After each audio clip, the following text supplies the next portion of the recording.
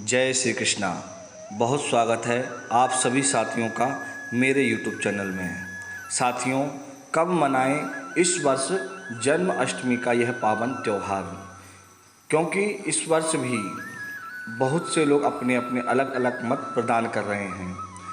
कोई कहता है कि 18 तारीख को, कोई 19 तारीख को, तो कोई 20 तारीख को जन्माष्टमी का उत्सव मनाने जा रहा है।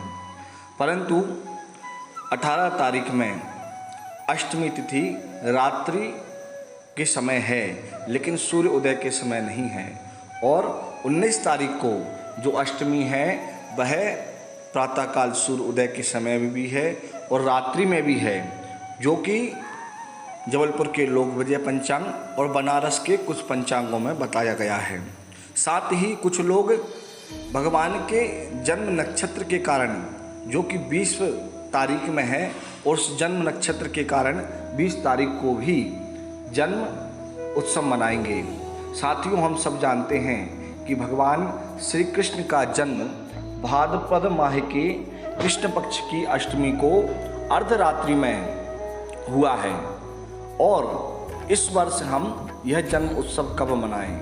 तो 19 तारीख 19 अगस्त को शुक्रवार के दिन अर्धरात्रि के समय अष्टमी होने के कारण और प्रातःकाल भी अष्टमी होने के कारण 19 अगस्त को ही यह जन्माष्टमी का पावन उत्सव मनाना शुभ है। साथियों, किस प्रकार से हम यह जन्म उत्सव मनाएं, किस प्रकार से भगवान का पूजन करें, किस प्रकार से हम भगवान के जन्म उत्सव का आनंद लें, जिससे हमारे जीवन में खुशहाली आ सके, हमारे संकटों का नाश हो सके और भगवान श्री कृष्ण की प्रसन्नता हमें प्राप्त हो सके।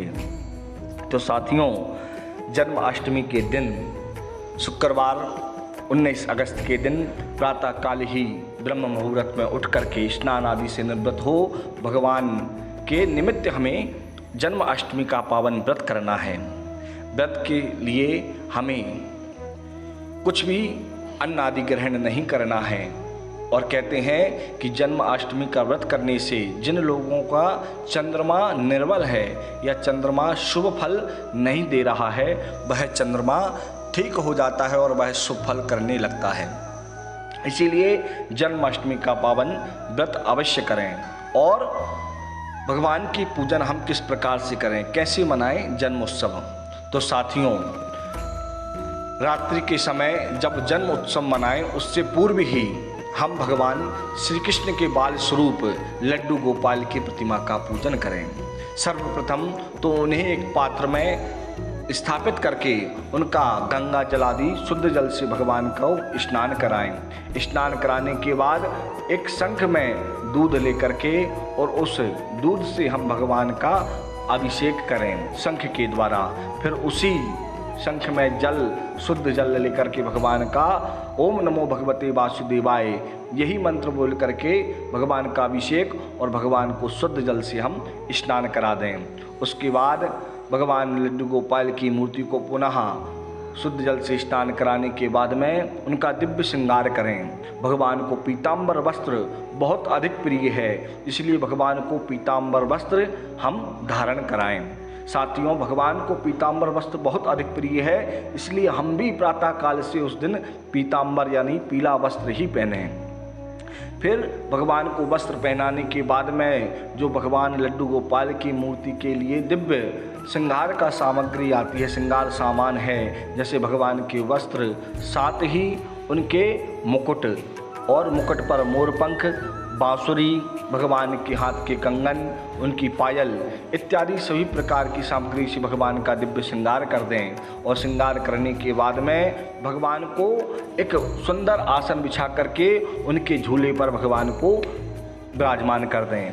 विराजमान करने के बाद भगवान का धूप, दीप, चंदन, फूल, दूर्वा, तुलसी दल आदि से पूजन कर दें। और फिर भगवान को मिष्ठान, मेवा, माखन, मिश्री, खीर आदि का सुंदर जो आपने प्रसाद बनाया है उसका भोग लगा दें, जिसमें तुलसी दल अवश्य डालना है।